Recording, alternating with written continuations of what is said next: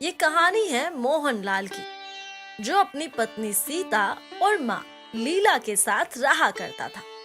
मोहन एक पंडित परिवार से था और उसका जन्म एक गरीब परिवार में हुआ था, लेकिन वो बुद्धि से काफी प्रबल था और अपनी बुद्धि और मेहनत के कारण उसने अपने आप को उस मुकाम पर पहुंचाया था जहां आना हर किसी के बस की नहीं। पर कहते हैं ना कि पैसों की चमचमाती रोशनी हर समझदार को अंधकार में डाल देती है। कुछ ऐसा ही मोहनलाल के साथ भी था। मोहनलाल के अंदर अब पैसों का घमंड आने लगा। मोहन अब हर समय पैसों को कैसे आगे बढ़ाना है, बस यही सोचता रहता है। ऐसे ही एक शाम मोहन अपने आंगन में बैठा था। तभी वहां एक साधु बाबा आते हैं और ए पुत्र, मैं एक यात्री हूँ और मुझे हरिद्वार जाना है। संध्या हो गई है और संध्या के समय आगे का रास्ता तय करना थोड़ा मुश्किल होगा। यदि तुम मुझे आज रात अपने घर में जगह दे दो तो बहुत अच्छा होगा बेटा। मैं बड़ी आशा से तुम्हारे द्वार पर आया हूँ। उस साधु का मुख संतोष की मूर्ति से भरा हुआ था। आंखों में अमृत और मुंह में शहद सी मिठास थी, जिस कारण मोहनलाल का हृदय भक्ति भाव से भर गया था और वो उन्हें प्रणाम करता है। साधु महाराज, हम आपकी वंदना करते हुए आपको प्रणाम करते हैं। साधु महाराज, आपकी सेवा करना हमारा परम कर्तव्य है। साधु महाराज, आप यहाँ रुकेंगे तो ये हमारा सौभाग्य है। बेटा, आजकल के समय में तुम्हारे जैसे भक्ति भाव वाले मनुष्य मुश्किल ही मिलते हैं। इस संसार से जैसे कर्म का भाव ही उठ गया है। साधु की बात सुनकर मोहनलाल काफी खुश होता है और वो उसको अपने घर में पनाह देता है। महाराज, हमारे मन में एक सवाल है जो हम आपसे पूछने को इच्छुक है। तो क्या आप हमारे इस सवाल का जवाब देकर हमारे मन में उठ रही दुविधा को दूर करेंगे? हाँ पुत्र, जरूर। महाराज, मैं बस इतना जानना चाहता हूँ कि आप साधु बाबा कैसे बने और ऐसी कौन सी परिस्थिति आ गई जो आपको साधु बाबा बनना पड़ा? बेटा, मेरा बुढ़ापा आ गया है और पत्नी का स्वर्गवास हो चुका है। अब सारी जिंदगी यूं ही घर गृहस्थी में तो मैं नहीं रह सकता ना। अब कुछ ही सालों की जिंदगी बची है। ना जाने कब भगवान अपने द्वार बुला ले, तो सोचा क्यों ना हरि भजन करके ईश्वर की प्राप्ति कर लूं। मेरे 3 पुत्र हैं और 1 कन्या है। सारी दौलत उन्हें बांटकर तीर्थ यात्रा पर निकल गया हूँ। महाराज, अगर सब कुछ आपने अपने बच्चों को दे दिया तो आपने अपने पास क्या रखा? मेरे हाथ में ये जो लाठी देख रहे हो, वो अंदर से खोखली थी, इसलिए मैंने इसके अंदर कुछ सोने की मुद्राएं रख ली है, क्योंकि सफर के दौरान पैसों की कभी भी जरूरत पड़ सकती है ना बेटा। कुछ देर बात करने के बाद साधु वहीं आग के पास खाट पर चादर तान कर सो जाता है। सीता भी घर के अंदर चली जाती है, पर मोहनलाल की आंखें साधु को अब भी देख रही होती हैं। रात का पहले पहर गुजर गया था, लेकिन अब तक उसकी आंखों में नींद नहीं थी। मोहनलाल की नजरें लाठी को ही निहार रही थी। वो उसे देखते देखते उसके मन में ख्याल चलता है, क्यों ना महात्मा जी की लाठी को चुरा लिया जाए। नहीं नहीं, ये हमारे मस्तिष्क में कैसे विचार आ रहे हैं। भगवान की दया से हमारे पास धन दौलत इनमें से किसी भी चीज की कमी नहीं है। हमारे पास वैभव है, यश है, तो हम ये काम नहीं कर सकते। हमारे मन में ऐसे विचार कैसे आ सकते हैं? मोहनलाल के अंदर लोभ आ जाता है, लेकिन उसकी अंतरात्मा इस गंदे काम को करने के लिए बार बार रोक रही थी। लेकिन मन की दुरात्मा इस स्वर्ण मुद्रा को पाने पर अड़ गई थी। कुछ समय तक वो इसी संघर्ष में पड़ा हुआ था कि उसे वो लाठी लेनी चाहिए या नहीं, कि तभी उसकी पत्नी सीता उसके पास आती है। सुनिए जी, मैं कब से देख रही हूँ आप एक ही अवस्था में बैठे इस लाठी की तरफ देखकर कुछ सोच रहे हो। आपके मन में कुछ चल रहा है क्या? हाँ, नहीं नहीं, हमारे मन में कुछ भी नहीं है। मुझे ऐसा क्यों लग रहा है कि आप भी मेरी तरह कुटिल मंशा से सोच रहे हैं। हमें कुछ समझ में नहीं आ रहा। तुम कहना क्या चाहती हो? आप समझ तो सब गए हैं, पर कोई बात नहीं। अगर आपको जानना है तो सुनिए। आपकी भी मन में इस लाठी को देखकर लालच आ रहा है ना? आप इस लाठी को लेने की सोच रहे हो। और वैसे भी अगर हम इस लाठी को ले लेंगे तो क्या गलत हो जाएगा? आखिर इन महात्मा ने हमसे सेवा भी तो खूब करवाई है, और सेवा करवाने का हर्जाना तो इन्हें देना ही होगा।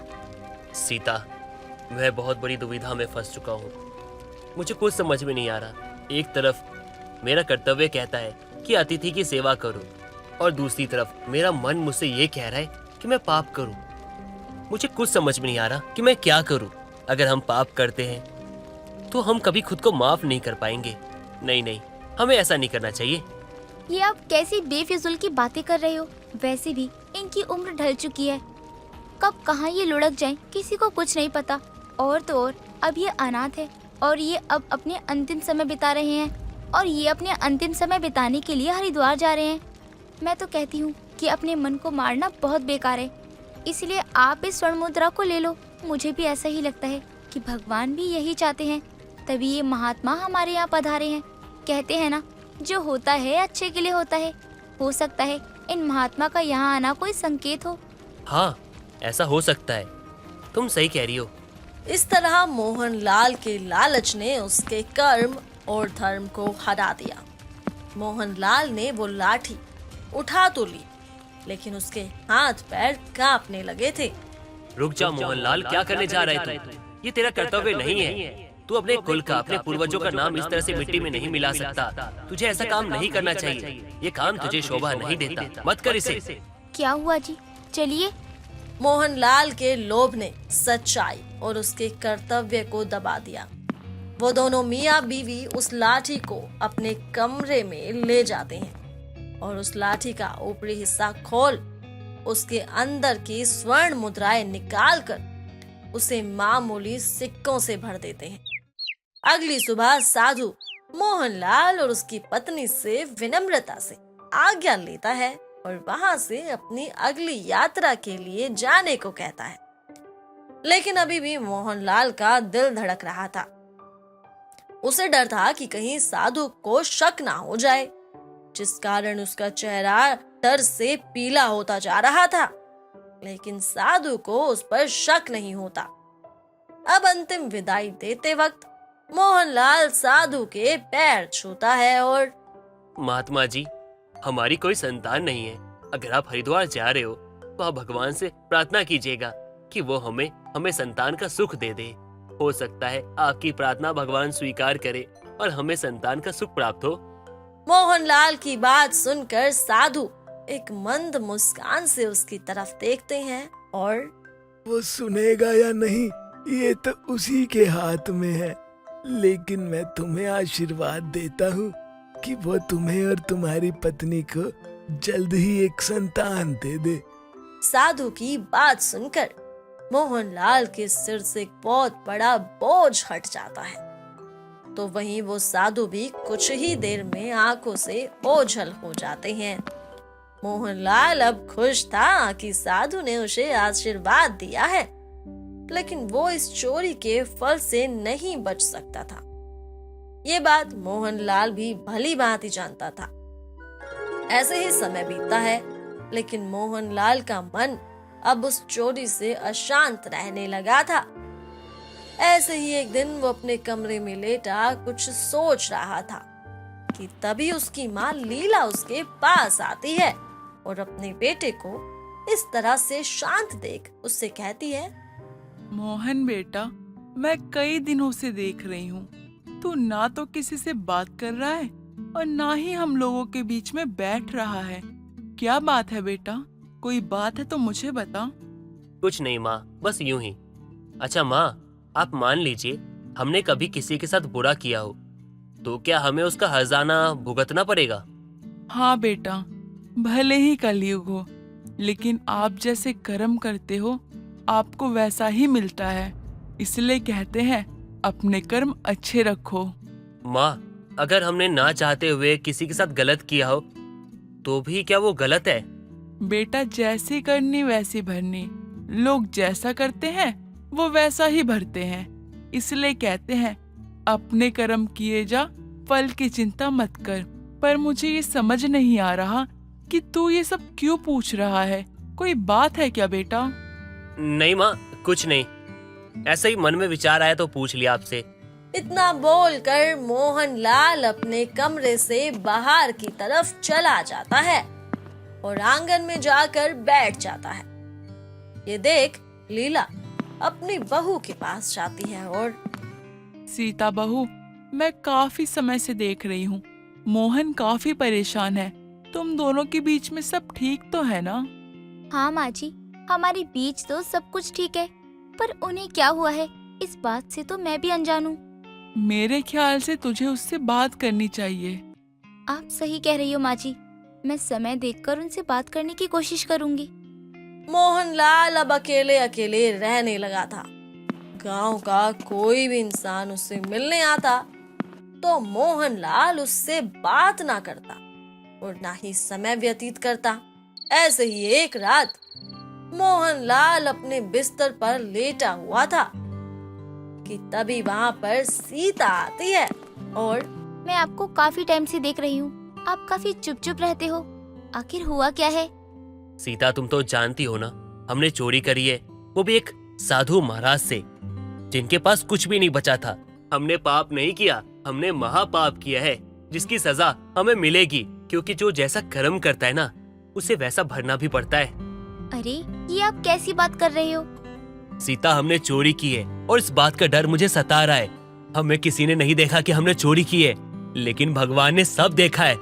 वो अच्छे इंसान के साथ अच्छा करते हैं और बुरे के साथ बुरा।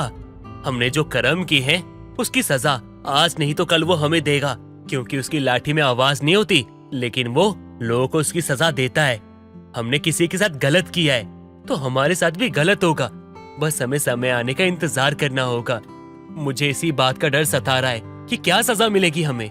कहीं ऐसा ना हो जिस बच्चे के लिए हम पूरी जिंदगी तड़पते आ रहे हैं, हमें वो बच्चा प्राप्ति ना हो, या फिर कहीं ऐसा ना हो हम अपना सब कुछ खो बैठे, या फिर ऐसा ना हो कि हम खून के आंसू रोए। मुझे कुछ समझ में नहीं आ रहा कि हमारे साथ क्या होगा, लेकिन वो भगवान है, अच्छों के साथ अच्छा करते हैं तो बुरों के साथ बुरा होता जरूर है। सबको अपने पाप इसी जन्म में काट के जाने होते हैं, और मैं नहीं जानता कि मुझे क्या सजा मिलेगी। देखिए, आप उस बारे में कुछ ज्यादा ही सोच रहे हो, इसीलिए उस दिन को अपने दिमाग से बाहर निकाल के फेंकिए। कुछ दिन की यात्रा के बाद साधु हरिद्वार पहुंच जाते हैं। वहां संतों को देखकर उनका मन खुशी से भर जाता है, मानो उन्हें सभी देवताओं के साक्षात दर्शन हो गए हो। कुछ देर बाद वो एक संत के पास जाते हैं और उनसे सवाल करते हैं, हे संत, मैं यहाँ आने वाले हर यात्री गरीब और भूखों को खाना खिलाना चाहता हूँ। कृपया आप बताएं इसमें कितना खर्चा आएगा? पुत्र, सभी को खाना खिलाना, उनको वस्त्र भेंट करना और भी अन्य कार्य में 300 स्वर्ण मुद्रा लगेगी। क्या तुम इतना कर सकते हो? ठीक है, आप सारी तैयारियां आरंभ करें। इस तरह अब अगले दिन साधु के कहे अनुसार सब चीजें होती हैं। लोग खाना खाते हैं, उन्हें कपड़े दान किए जाते हैं। गरीबों के चेहरे पर मुस्कान देख साधु के दिल को बहुत सुकून मिलता है। लेकिन इस बात से अनजान साधु कि उसका भाग्य रो रहा है, जब वो अपने कमरे के अंदर जाकर लाठी खोल देखता है तो उसके पैरों तले जमीन खिसक जाती है, क्योंकि उनकी लाठी के अंदर स्वर्ण मुद्राएं नहीं बल्कि मामूली सिक्के थे। ये देख जितना पैसा खर्च हुआ है वो सिक्के उनकी भरपाई नहीं कर सकते। साधु बार बार अपनी आंखों को मीचते हैं, पर वो मामूली सिक्के नहीं बदलते। हे प्रभु, ये क्या हो गया? अब मैं कैसे पैसे दूंगा? मेरी आंखों में मेरी खुद के अपमान की छवि सामने आ रही है। अब मेरे पास बस एक ही रास्ता है। हे प्रभु, मुझे माफ करना। इस तरह साधु अपने कांपते पैरों से खड़े हो गए, क्योंकि उन्हें अपना अपमान काफी डरावना लग रहा था। कुछ देर बाद उन्होंने दरवाजा बंद कर खाट की रस्सी खोली, छत पर लटक रहे पंखे पर बांधी और अपनी सभी उम्मीदों के द्वार को बंद कर लिया। उन साधु ने अपने प्राण त्याग, वो इस दुनिया से जा चुके थे, लेकिन उनका आशीर्वाद अब भी जिंदा था। समय गुजरता है और देखते ही देखते 1 साल गुजर जाता है और मोहनलाल को होता है एक बेटा।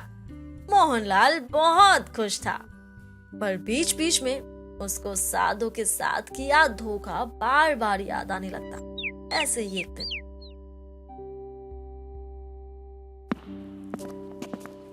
आपकी ऐसी हालत देखकर तो अब मुझे भी पछतावा हो रहा है।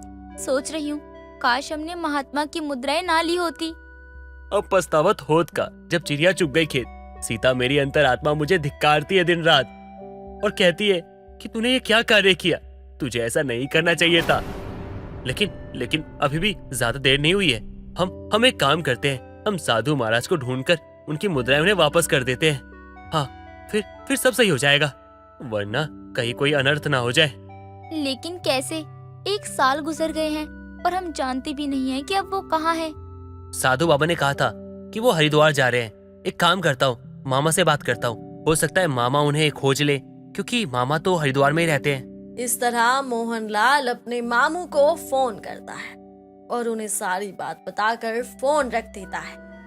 पर क्योंकि मोहनलाल पंडित घराने से था, इसलिए उसके मामू को ये पता लगाने में समय नहीं लगता कि उन साधु के साथ क्या हुआ है। कुछ दिनों के बाद मामू का कॉल मोहनलाल के पास आता है। तब उसे पता लगता है कि उन साधु ने आत्महत्या कर ली थी। ये क्या किया हमने? क्या किया हमने? हमारे कारण एक निर्दोष की जान चली गई। उन साधु महाराज ने आत्महत्या कर ली। हमने इतना बड़ा पाप कर दिया। महात्मा की मौत के बारे में सुनकर मोहनलाल का कलेजा फट जाता है।